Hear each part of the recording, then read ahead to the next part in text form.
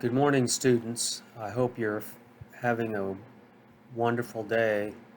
I'm recording this on a day that started out at 17 below zero in Oklahoma, northeast Oklahoma, but still Oklahoma. Reminds me more of western Kansas, although even there, 13 degrees below zero would have been a little noteworthy. So I hope you're staying warm. I hope you have water. I know there's pipes freezing. Um, anyway, and during in between blackouts, you can do this assignment. Okay, I'll try and make it quick. Let's see, what do I got to do? This first, then then this. Okay, we're talking about sexual assault and child molestation. There's your learning objectives. Should be able to map major social patterns associated with rape. And I just want to emphasize, not only by listening to this, but certainly by first reading your textbook. And if you haven't read it yet, make sure you read it, because I don't see any way to get all this information to you through a PowerPoint. So I'm going to hit the high points, the things that I know more about and perhaps don't know as much about the others. Even though I've read the book, there may be areas where the book is more not obviously has mostly PhD contributors who have spent their whole lives on these topics. So I'm not going to pretend to know as much as they do about certain topics where I know a little bit more about others. You can identify the factors that affect a rape, survivors' responses to rape. Identify social factors that perpetuate rape culture. Explain the global perspective on wartime rape. Compare theories on why men rape women. And summarize social factors associated with the rape of men.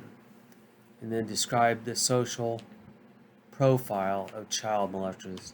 I'd say that this book probably could have spent a whole chapter at least on that too, but anyway, you know how that goes, or you don't know how it goes. Anyway, what we see here is a Rape Awareness Week rally.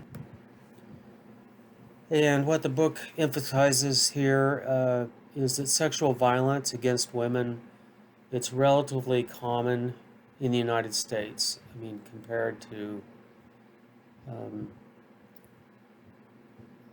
it's relatively common compared to other crimes. The U.S. Department of Justice, Bureau of Justice Statistics reports that the most violent crime in America, like the most violent crime, just like violent crime, the rate of rape dropped dramatically from 1995 to 2005, but then it leveled off and began to rise again. Doesn't really give you much information. There's other reasons why that happened. There's a patterns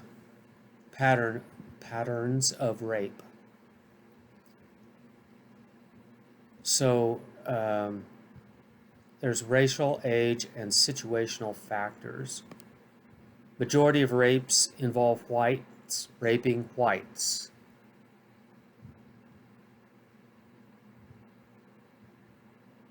Majority of black rapists now choose white victims. Most prevalent age victims are 18 to 24 years of age, and rape increases during the summer months.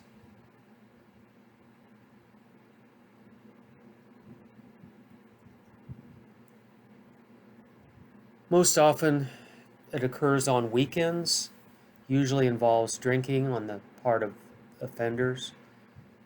Most rapists do some planning before they attack, and they choose females who are vulnerable to attack. Okay, so you have to be careful with some of these statistics, because some perpetrators use the fact that, well, I was drunk. I wouldn't have done it if I wasn't drunk. Well, that's not necessarily. That might be true in the sense that you might have had more control over your urge to rape, but it's still there. It's you can say it's unconscious until you drink. Whatever it is, it's still yours. It's still yours. Your responsibility. So you're still responsible for the rape. There's no mitigating factor of, well, I was drunk and that's why I did it. Um, it doesn't matter. It's just like the DUI. It doesn't really matter that you were drunk or even blackout, don't even remember doing it. You still did it. It was still your body doing it. And you are responsible for the things you do to your body, such as drinking, um, and or penetrating another human being.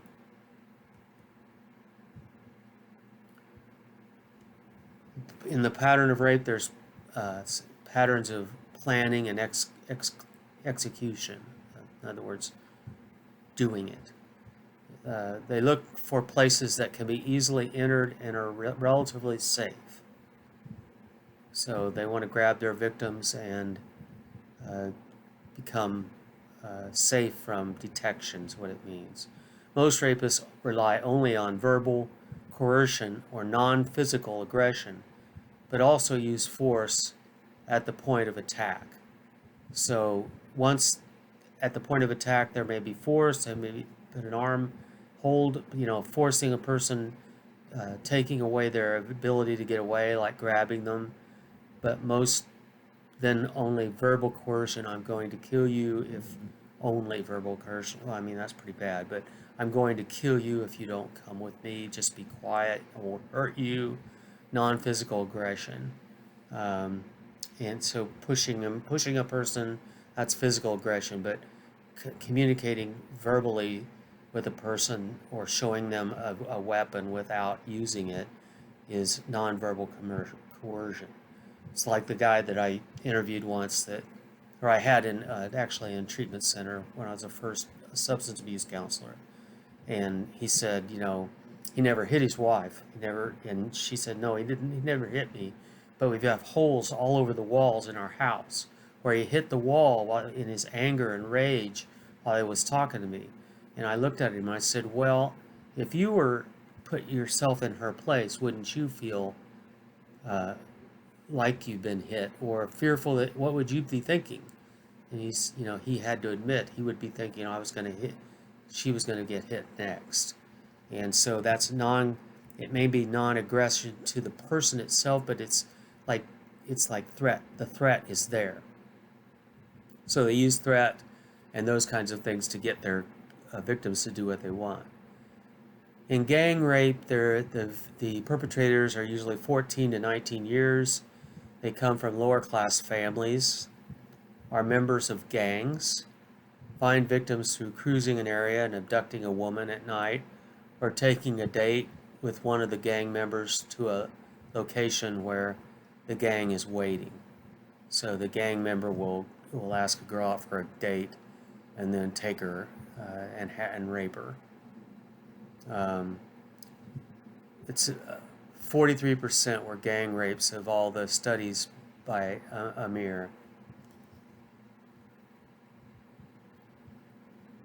So acquaintance rape, something that's come to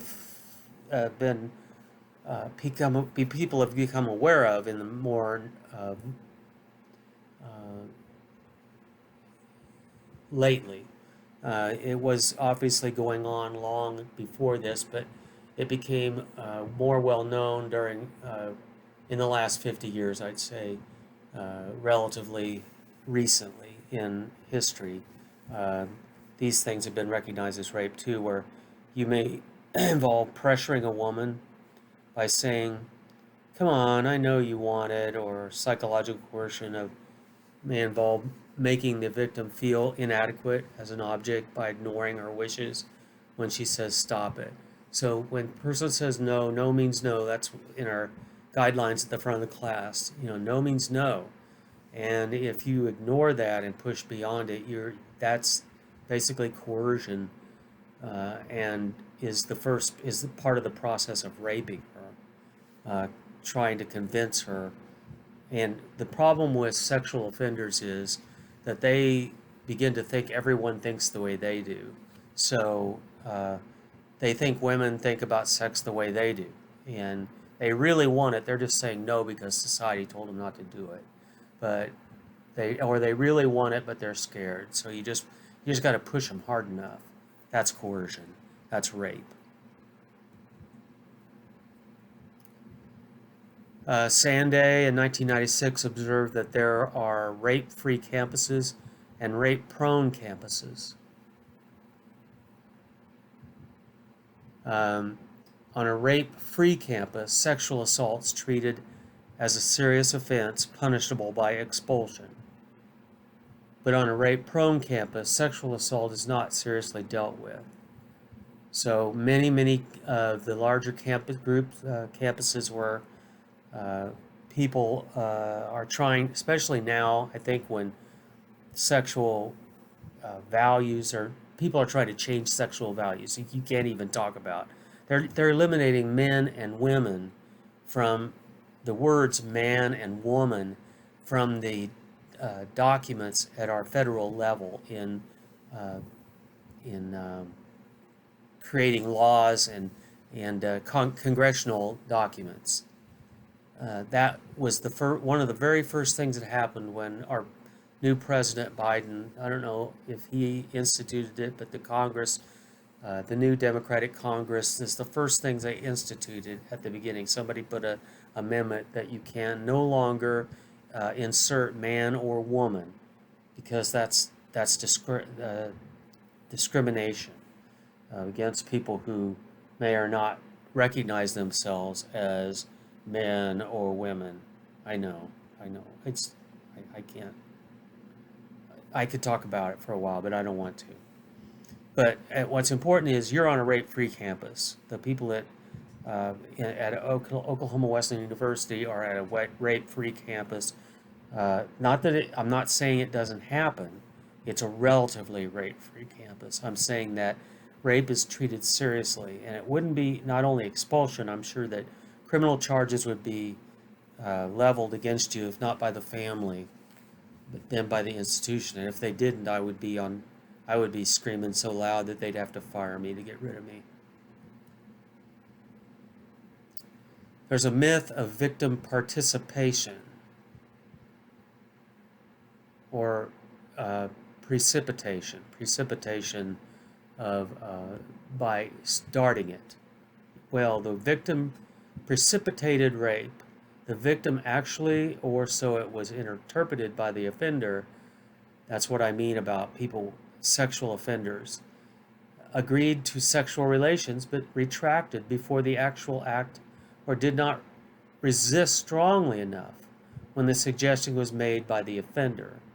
So what the offender says are those things, is that, well, she didn't, she told me she wanted it. She was showing every indication that she was ready, and she told me she felt the same way I did. And then she started saying, "But I'm not ready yet." And she didn't resist. She started kind of resisting, I'll admit, but then it wasn't really very strong. She didn't really mean it, and she didn't mean it, and so we went ahead and did it, and now she doesn't want it. Now she wants to blame me. Eugene Cannon, sociologist, argues that the concept of victim precipitation, I keep saying it wrong, precipitation, is not applicable to rapes. Many men, however, do not seem to recognize this difference between consensual pre-rape intimacy and forced sex. So when women become sexually aroused or get in a situation where men and women are sexually aroused, men don't recognize that women still have a right to say no. And ultimately, women hold all the cards if we're going to be gentlemen, if we're going to be respectful human beings.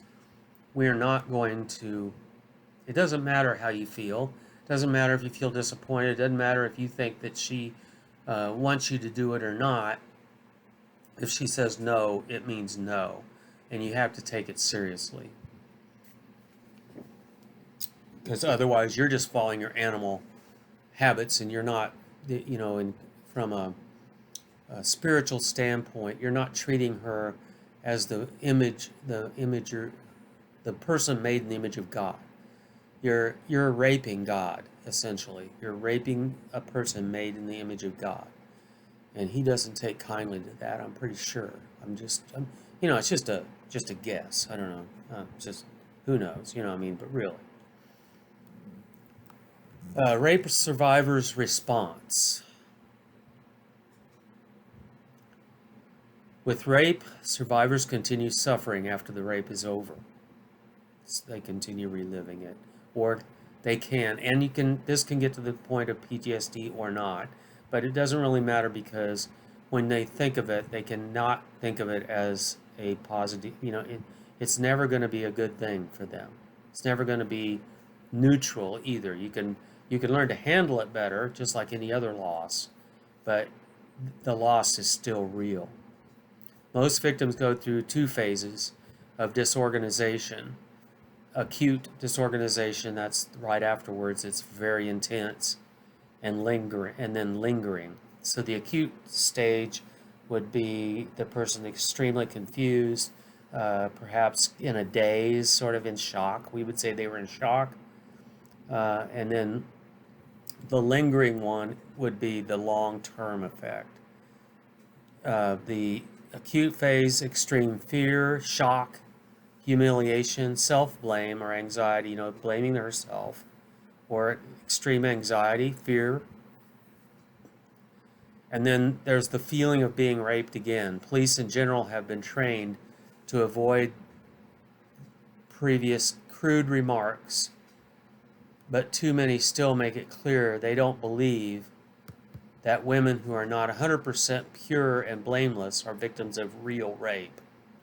So if she has a history of promiscuity, or let's say she might be a prostitute, they're not guilty of real rape, because they've given up their right to say no, and some people believe that when you get married, you give up your right to say no, and now rape is you can be convicted of rape as a married husband.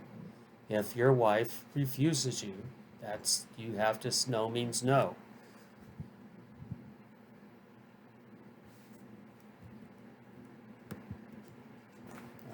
Let's see, I gotta get my button to work here. Here we go. In many societies, the culture is encouraging males to assault females, with a culture of rape. Some laws support the notion of women as men's property. Well, especially if you go to the Middle East, but also in the more southern states tends to be worse, this idea. But it was true all over the European culture, pretty much all over the world. The further you go back in time, the less rights women had, and as well as from some of the speakers that you've heard about the preaching and speaking about the Bible, is that Jesus was the most intense women's rights advocate that there ever was. He not only allowed women, which was totally against the law, to be present with him in his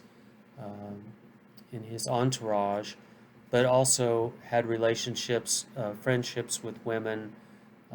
And even in the commandments that Jesus said that the man and the woman in marriage, he actually gave women the right of being loved as Jesus loved the church. So men are to love women as Jesus loved the church, which means men lay down all of their desires for their wife. I just heard a message by my brother-in-law, and he was talking about he didn't know when he got married that he was getting married in order to become the man his wife deserved. He thought he was looking for a woman he deserved, but marriage is really about you coming together with someone to become the person that they deserve. In other words, you lay down what you want. You love them unconditionally. You give them everything. You turn it all over to them, and they turn it all over to you. And then you might make some decisions about, well, I want to let you take the lead on this, and that way you have some structure, but at the same time, you don't lead without the consent of the led. In other words, she might lead in some areas, you might lead in another, but you always have consent. Some laws support the notion of property, and then violent pornography reinforces this view. So if you sit around and watch violent pornography, or even I think just pornography, I think it's all violent because it's an assault against the woman's image, the image of God. So you're looking at a woman as an object instead of as a human, as a person made in the a human being made in the image of God. You're looking at pornography and you're getting off on it. Pornography was only made for masturbation, and so the purpose of masturbation is to get off without a partner, because you're using a fake partner or an image of a partner in your own mind. So there's that. So pornography just promotes this. And then masculinity contest. The masculinity contest is comparable to such competitive sports as football, baseball, soccer, and tennis. In any one of these sports, the players need an object, say, like a ball, to grab, hit, kick, or smash. Their goal is to score, and they couldn't care less whether they hurt the ball. So you've heard men talk about, you might have heard this on the movies, and I hope you haven't heard it in person, but you may have heard guys at school or in groups of where you're in normal, quote unquote, normal crowd type situations. You may have heard the point, somebody said, well, did you score with her?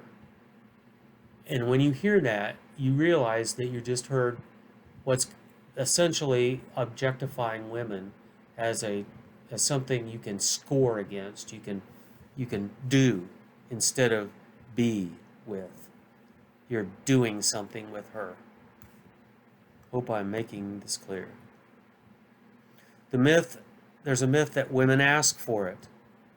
Women are seen as objects in male competitive game. Many men hold the victim responsible for the rape, and the rape culture encourages women to be submissive. Give up. Just let me have it. To be feminine means that she is physically unaggressive and psychologically unprepared to defend herself in hand-to-hand combat. And any of you that end up having a daughter, I hope that you help her not to have that kind of femininity, because that being trained not to defend yourself, that's evil. In World War II, German soldiers raped massive numbers of Jewish and Russian women after they occupied villages and cities in Europe. And in return, German women were raped as the war came to an end. So it was based on the attitude that women are men's property. So essentially, this wouldn't have happened. What they're saying is because the idea that women are men's property means that if I invade Poland and I take over the government, and I'm an army guy and I'm there and there's women there and I want me a woman, well then I take her because she's just a woman and she has to do what I say anyway, and so I don't have to listen to her, and she's an enemy. On top of that. Ooh, that was Tebow, my dog. In Bosnia, when there was a genocide basically in Bosnia, Serbians and Bosnians, the victims were corralled like cattle in concentration camps where they were repeatedly raped, often in front of family members, neighbors, and other prisoners. Human beings, if you don't think human beings at their core are evil, are broken, I'd say you're broken. I wouldn't say evil because I believe evil comes in to break us. And the more we give into it, the more we give into our brokenness. But we're also made in the image of God. So we fight and ask God, the Holy Spirit, to come with us and to strengthen us and to uh, protect us from this kind of behavior. This makes me sick to read that to you, to tell you that about, to talk about this. I'm just listening to um, Germany and the Holocaust. It's a historical, it's on audio tape that I bought it, but it's a book. And I just got done with the history. Let's see, what's the name of it? The Earth Shall Weep, a history of Native America. And I'm telling you, when you read that and you come to grips with what really happened to the Native American people, the indigenous cultures all around the world, not just here. Um, and I'm sure it happened in Europe when one country took over another. Just like I said, Germany took over Poland, or Poland took over. You know, and then the when the war ended, then the conquerors took their trophies, so to speak. If you read that, you just can't imagine the evil we're capable of. Thank God we're also capable of great good with the help of God. And you have to have our own intentional. It's our intention too. I have to be intentional about wanting to do the right thing. But we have a terrible intention to do the wrong thing, and to believe that you would never be involved in something like this you're naive. Okay, and we have to believe that we're just sinners as well. So we look at this in horror, as we should, but don't forget that we're human. They were human, just like you and I are.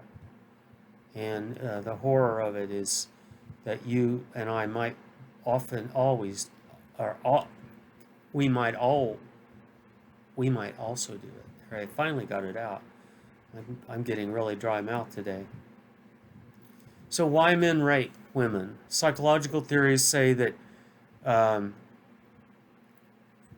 there's some agreement that rapists have personality defects or emotional disturbance. Duh. Okay. Sometimes, we invent these sciences, but all they really are is categorization of sometimes what we already know, or perhaps what we believe. I'm not saying we're always right with what we believe. I'm saying that many times we've already had these beliefs.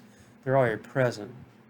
But there's a disagreement about the specific personality characteristics residing in rapists. And I would say it's just we really don't have that information. Yes, there's a lot of research out there, but it was such a complex issue. I don't think you could just narrow it down to genetics or personality traits. And sure, yes, some personality traits come together to form the probabilities, increase the probabilities that you're more likely to rape. Like, for instance, if a child at age 11 was exposed to pornography and maybe was abused as well, or was just exposed to pornography and read Playboy magazines and that taught him about the Playboy um, philosophy that says that you should have as many women as you want, and just try to score as often as you can, and that there's nothing right or wrong about it. And women should too. That it tries to tell women that they should allow themselves to be part of the party and the party culture. And so you have pornography, and then you have this teaching, or maybe the father teaches him by the way the father treats women, or doesn't teach him at all. And so that's what happens is I think that sets that person up, and then that person has particular genetic uh, traits, genetically related traits, or other situations that may lead him to think that he wants to be like that. He wants to be like those, the playboy, the the Playboy culture. You know, 007, born has a license to kill women. Okay, so 007 can do anything he wants. So you have all these inputs that lead to these kinds of crazy, these rapist type situations where you have uh, date rape, especially, and those kinds of things. Now, I think there are people that are violent rapists that have other issues which I think would need to be studied. Social psychology says that sexual permissiveness is a part of it. In a sexually restrictive society, a man is more able to take a woman's rejection in stride.